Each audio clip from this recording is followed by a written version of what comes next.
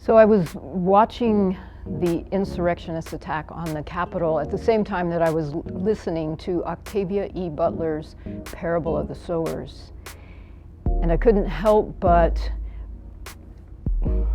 the parallels were uncanny. And the more research that I did on her, she claimed that she was not prophetic, that she was just paying attention. And then I picked up Parable of the Talents, the next book in the series, and just picked out a few quotes that I thought really illustrated some of the parallels. For instance, that guy who wants to be president, that Jarrett, he would call y'all heathens or pagans or something. Once he's made everyone who isn't like him sound evil, then he can blame them for problems he knows they didn't cause. That's easier than trying to fix the problems. How much of this nonsense does he believe? I wonder. And how much does he say just because he knows the value of dividing in order to conquer and rule? She said she wasn't prophetic. She was just paying attention. So who was Octavia E. Butler? She was born in 1947. She was the first science fiction writer and the only science fiction writer to win a MacArthur Genius Grant.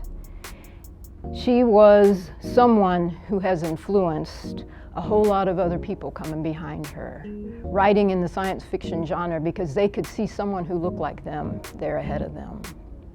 There was an interviewer who asked her one time why there weren't more black science fiction writers.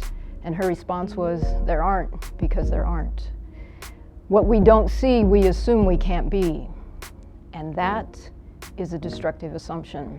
It's a destructive assumption that these people who followed in her footsteps didn't have to make, unlike Octavia Butler herself. Her mom was a great supporter of her, bought her a typewriter when she was like 10 or 12 and encouraged her to write, and Octavia wrote. She got odd jobs that would allow her to write, and she wrote. And finally, she wrote books that people began to recognize.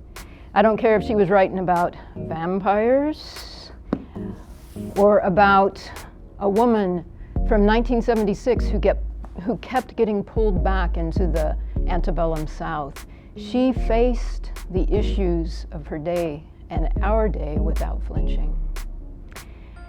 And so, we can be grateful not only for the body of work that Octavia E. Butler left to us, we can be grateful for all of the other authors that exist and are writing incredible science fiction because of her.